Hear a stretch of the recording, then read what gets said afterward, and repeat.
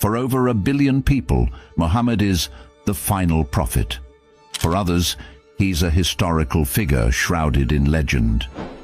But when we set aside Islamic tradition and examine the primary sources, both Islamic and non-Islamic, a clearer picture emerges. If you want truth, not tradition, then keep watching.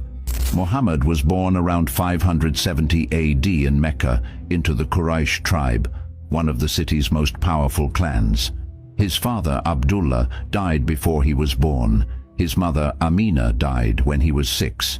Raised by his grandfather and then Uncle Abu Talib, he grew up in a deeply pagan society. The Kaaba, the central shrine in Mecca, housed over 300 idols. The Quraysh controlled this religious economy. As a young man, Muhammad earned a reputation for being trustworthy. He worked in the caravan trade and eventually married a wealthy widow, Khadijah, who was 15 years older. This gave him financial security and social status. For years, he reportedly spent time in spiritual retreat in a cave near Mecca, disturbed by the idolatry and corruption of his people. At age 40, while meditating in the cave of Hijrah, Muhammad claimed he was visited by a spirit who grabbed him and commanded, "Read," even though he was illiterate. Terrified, he ran home to Khadijah, saying he feared he was possessed. It was Khadijah, not Muhammad, who sought confirmation. She consulted her cousin, Waraka ibn Nawfal, a Christian heretic, who declared that Muhammad must be a prophet like Moses. For 13 years in Mecca, Muhammad preached monotheism and warned of judgment. But most Meccans rejected him. He gained few followers. Facing growing hostility, he fled to Yathrib in 622 AD, a city later renamed Medina, city of the Prophet. This migration, called the Hijrah, marks the start of the Islamic calendar. In Medina, Muhammad ruled. He united the tribes with a political constitution and quickly built a theocratic state. But power didn't come through persuasion alone. He began raiding Meccan caravans, an act of economic warfare. The Battle of Badr was a major victory for Muhammad. He claimed divine help, but the pattern was clear. Islam began to spread not through preaching alone, but through conquest and fear. The Quran reflects this shift. Early Meccan verses speak of patience and peace. Later, Medinan verses command fighting, subjugation, and dominance. For example, fight those who do not believe in Allah until they pay the jizya with willing submission and feel themselves subdued. Muhammad's rise involved not only battlefields, but targeted killings. When poets criticized him, they were executed. Ka'b ibn al-Ashraf, a Jewish poet who mocked Muhammad, was assassinated at Muhammad's order.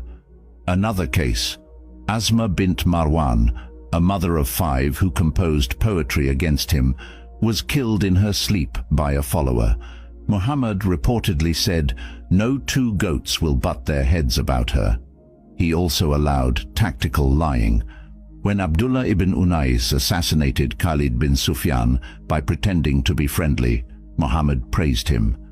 These are not fringe traditions. They are in the most trusted Islamic sources. The pattern? Dissent wasn't debated. It was silenced permanently. Muhammad's personal life also raises serious questions. He had at least 11 wives, not counting slave women. The most controversial is Aisha, the daughter of Abu Bakr. She was married to Muhammad when she was 6, and the marriage was consummated when she was 9. Muhammad was over 50.